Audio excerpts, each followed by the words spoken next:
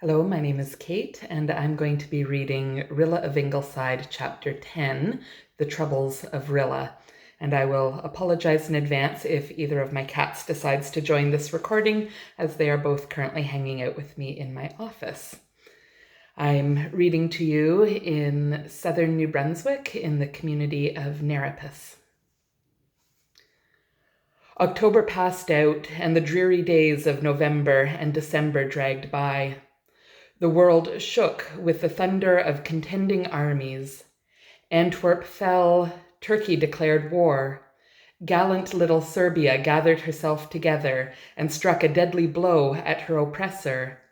And in quiet, hill-girdled Glen St. Mary, thousands of miles away, hearts beat with hope and fear over the varying dispatches from day to day. "A few months ago," said Miss Oliver, "we thought and talked in terms of Glen St. Mary.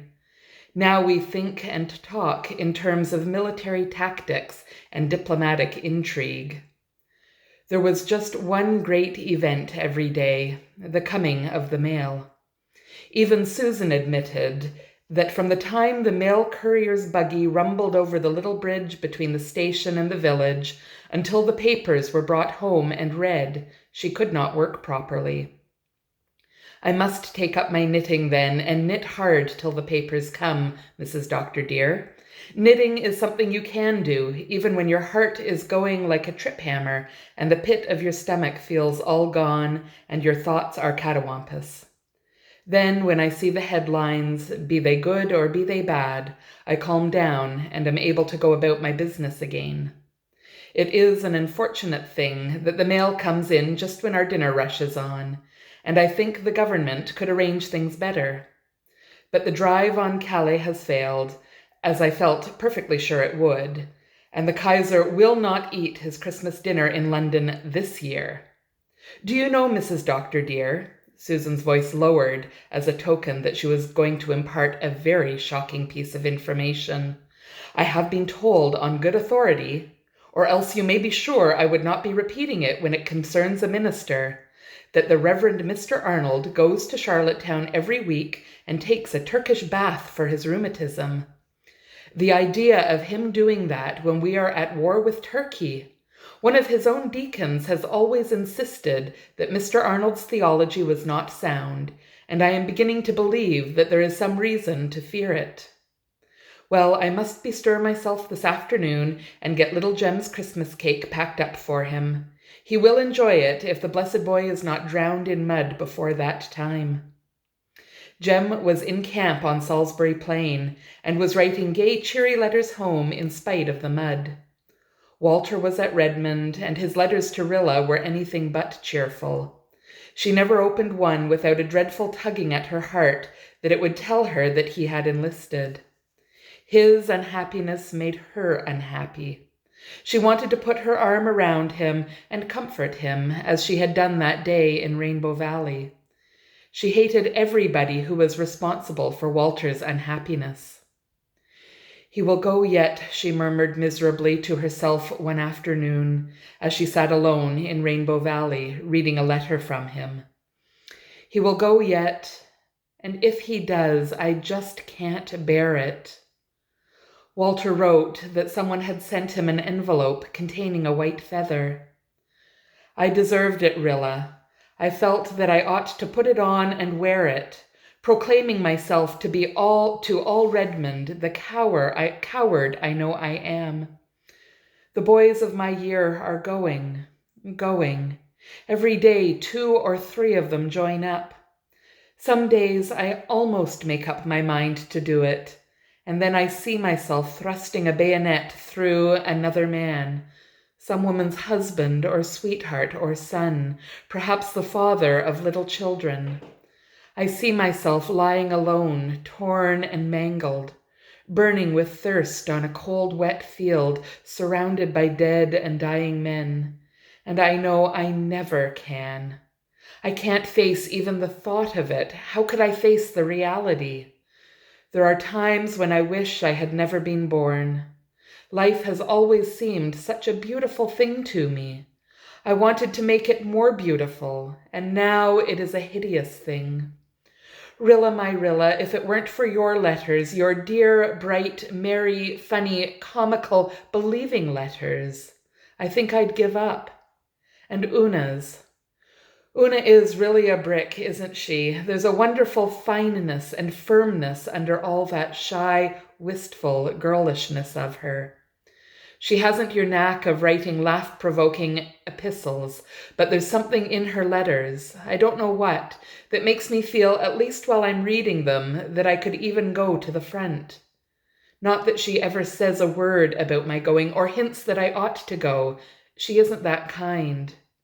It's just the spirit of them, the personality that is in them. Well, I can't go. You have a brother and Una has a friend who is a coward. Oh, I wish Walter wouldn't write such things, sighed Rilla. It hurts me. He isn't a coward. He isn't. She looked wistfully about her, at the little woodland valley and the grey, lonely fallows beyond. How everything reminded her of Walter. The red leaves still clung to the wild sweetbriars that overhung a curve of the brook. Their stems were gemmed with the pearls of the gentle rain that had fallen a little while before. Walter had once written a poem describing them. The wind was sighing and rustling among the frosted brown bracken ferns, then lessening sorrowfully away down the brook. Walter had said once that he loved the melancholy of the autumn wind on a November day. The old tree lovers still clasped each other in a faithful embrace, and the White Lady, now a great white-branched tree, stood out beautifully fine against the grey velvet sky. Walter had named them long ago, and last November, when he had walked with her and Miss Oliver in the valley, he had said, looking at the leafless lady, with a young silver moon hanging over her, "A white birch is a beautiful pagan maiden who has never lost the Eden secret of being naked and unashamed." Miss Oliver had said, "Put that into a poem, Walter," and he had done so and read it to them the next day. Just a short thing, with goblin imagination in every line of it. Oh, how happy they had been then. Well, Rilla scrambled to her feet. Time was up. Jims would soon be awake. His lunch had to be prepared. His little slips had to be ironed. There was a committee meeting of the Junior Reds that night. There was her new knitting bag to finish. It would be the handsomest bag in the Junior Society, handsomer even than Irene Howard's. She must get home and get to work. She was busy these days from morning till night. That little monkey of a Jims took so much time. But he was growing. He was certainly growing. And there were times when Rilla felt sure that it was not merely a pious hope, but an absolute fact that he was getting decidedly better looking. Sometimes she felt quite proud of him, and sometimes she yearned to spank him. But she never kissed him or wanted to kiss him. "The Germans cancered Wooge today," said Miss Oliver one December evening when she, Mrs. Blythe, and Susan were busy sewing or knitting in the cozy living room. "This war is at least extending my knowledge of geography. Schoolma'am though I am, 3 months ago I didn't know there was such a place in the world as Wooge.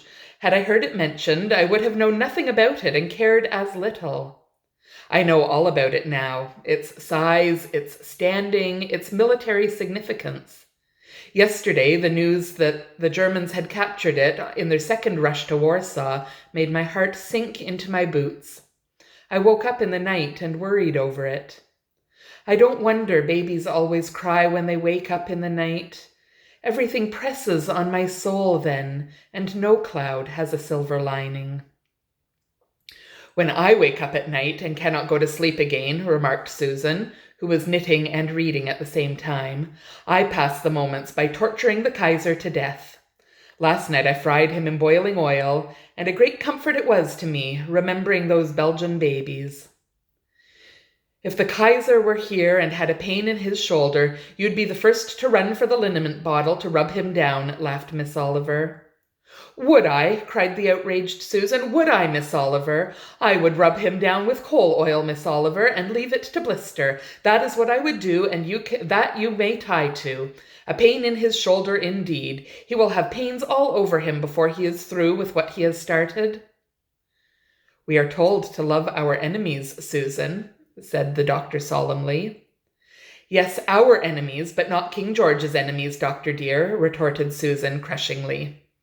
She was so well pleased with herself over this flattening out of the doctor completely that she even smiled as she polished her glasses. Susan had never given in to glasses before, but she had done so at last in order to be able to read the war news, and not a dispatch got by her. "Can you tell me, Miss Oliver, how to pronounce MLAWA and BZURA and PRZEMYSL? That last is a conundrum which nobody seems to have solved yet, Susan, and I can make only a guess at the others." "These foreign names are far from being decent, in my opinion," said disgusted Susan. "I dare say the Austrians and Russians would think Saskatchewan and Musquodoboit about as bad, Susan," said Miss Oliver. "The Serbians have done wonderfully of late. They have captured Belgrade and sent the Austrian creatures packing across the Danube with a flea in their ear," said Susan with a relish, as she settled down to examine a map of Eastern Europe, prodding each locality with her knitting needle to brand it on her memory. "Cousin Sophia said a while ago that Serbia was done for, but I told her there was still such a thing as an overruling providence, doubt it who might. It says here that the slaughter was terrible. For all they were foreigners, it is awful to think of so many men being killed, Mrs. Doctor dear, for they are scarce enough as it is." Rilla was upstairs relieving her overcharged feelings by writing in her diary. "Things have gone catawampus, as Susan says, with me this week. Part of it was my own fault and part of it wasn't, and I seem to be equally unhappy over both parts.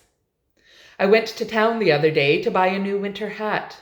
It was the first time nobody insisted on coming with me to help me select it, and I felt that Mother had really given up thinking of me as a child. And I found the dearest hat. It was simply bewitching. It was a velvet hat of the very shade of rich green that was made for me. It just goes with my hair and my complexion beautifully, bringing out the red-brown shades and what Miss Oliver calls my creaminess so well. Only once before in my life have I come across that precise shade of green. When I was 12, I had a little beaver hat of it, and all the girls in the school were wild over it. Well, as soon as I saw this hat, I felt that I simply must have it, and have it I did. The price was dreadful. I will not put it down here because I don't want my descendants to know I was guilty of paying so much for a hat in wartime, too, when everyone is, or should be, trying to be economical. When I got home and tried on the hat again in my room, I was assailed by qualms. Of course it was very becoming, but somehow it seemed too elaborate and fussy for church-going and our quiet little doings in the glen. Too conspicuous, in short. It hadn't seemed so at the milliner's, but here in my little white room it did. And that dreadful price tag, and the starving Belgians. When Mother saw the hat and the tag, she just looked at me. Mother is some expert at looking. Father says she looked him into love with her years ago in the Avonlea school, and I can well believe it. Though I have heard a weird tale of her banging him over the head with a slate at the very beginning of their acquaintance. Mother was a limb when she was a little girl, I understand, and even up to the time when Jem went away, she was full of ginger. But let me return to my mutton, that is to say, my new green velvet hat. "Do you think, Rilla," Mother said quietly, far too quietly, "that it was right to spend so much for a hat, especially just now when the need of the world is so great?" "I paid for it out of my own allowance, Mother," I exclaimed. "That is not the point. Your allowance is based on the principle of a reasonable amount for each thing you need. If you pay too much for one thing, you must cut off somewhere else, and that is not satisfactory.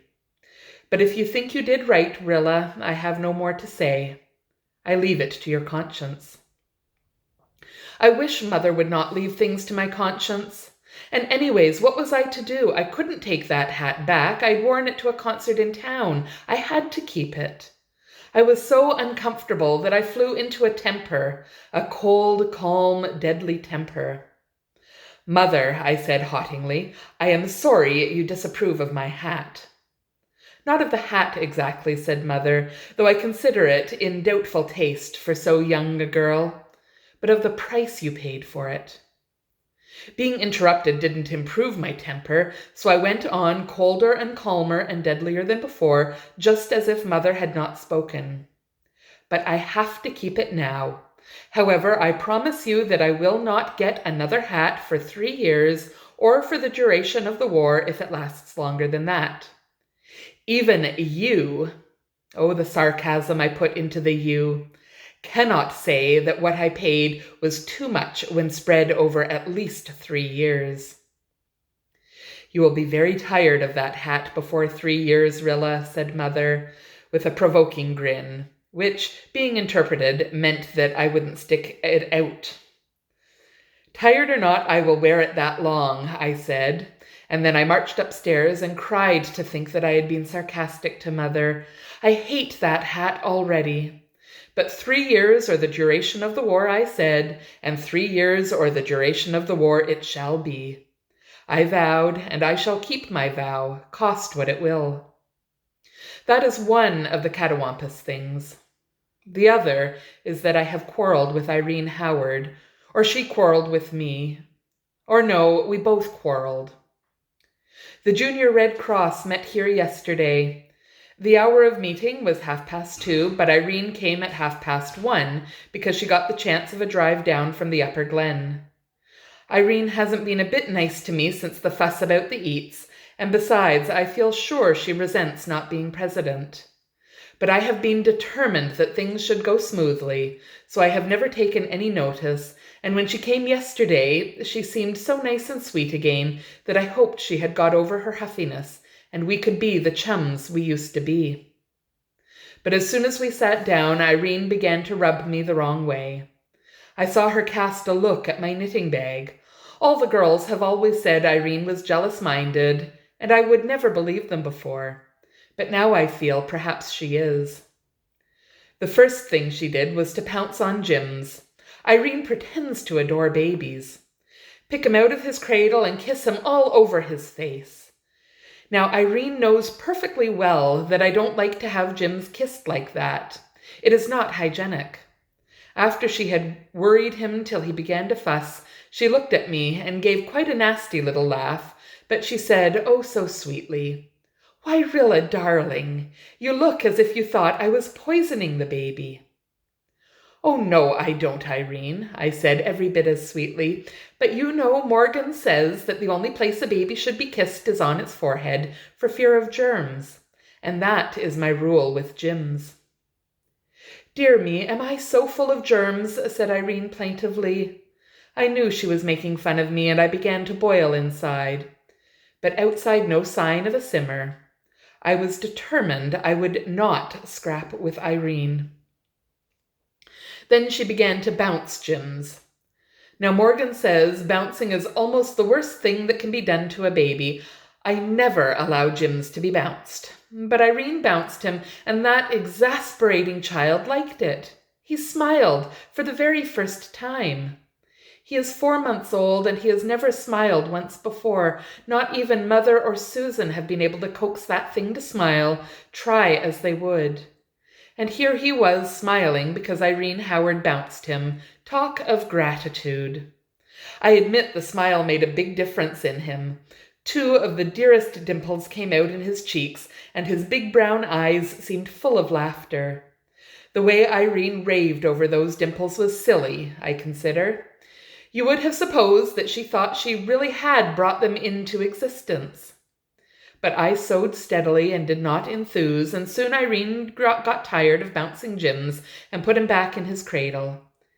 He did not like that after being played with. And he began to cry and was fussy the rest of the afternoon, whereas if Irene had only left him alone, he would not have been a bit of trouble. Irene looked at him and said, "Does he often cry like that?" as if she had never heard a baby crying before. I explained patiently that children have to cry so many minutes per day in order to expand their lungs. Morgan says so. If Jims didn't cry at all, I'd have to make him cry for at least 20 minutes, I said. "Oh, indeed," said Irene, laughing as if she didn't believe me. Morgan on the care of infants was upstairs, or I would soon have convinced her. Then she said Jims didn't have much hair. She had never seen a 4-month-old baby so bald. Of course, I knew Jims hadn't much hair yet, but Irene said it in a tone that seemed to imply it was my fault that he hadn't any hair. I said I'd seen dozens of babies every bit as bald as Jims, and Irene said, "Oh, very well, she hadn't meant to offend me," when I wasn't offended.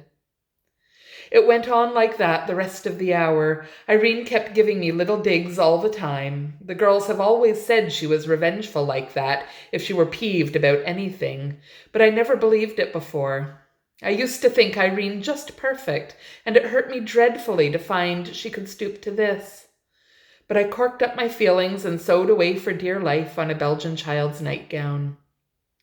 Then Irene told me the meanest, most contemptible thing that someone had said about Walter. I won't write it down. I can't. Of course, she said it made her furious to hear it and all that. But there was no need for her to tell me such a thing, even if she did hear it. She simply did it to hurt me. I just exploded. "How dare you come here and repeat such a thing to me about my brother, Irene Howard?" I exclaimed. "I shall never forgive you, never. Your brother hasn't enlisted, hasn't any idea of enlisting." "Why, Rilla, dear, I didn't say it," said Irene. "I told you it was Mrs. George Burr, and I told her—" "I don't want to hear what you told her. Don't you ever speak to me again, Irene Howard." Of course, I shouldn't have said that, but it just seemed to say itself. Then the other girls all came in a bunch, and I had to calm down and act the hostess's part as well as I could. Irene paired off with Olive Kirk all the rest of the afternoon and went away without so much as a look. So I suppose she means to take me at my word, and I don't care, for I do not want to be friends with a girl who could repeat such a falsehood about Walter. But I feel unhappy over it for all that. We've always been such good chums until lately, Irene was lovely to me. And now another illusion has been stripped from my eyes, and I feel as if there wasn't such a thing as real true friendship in the world.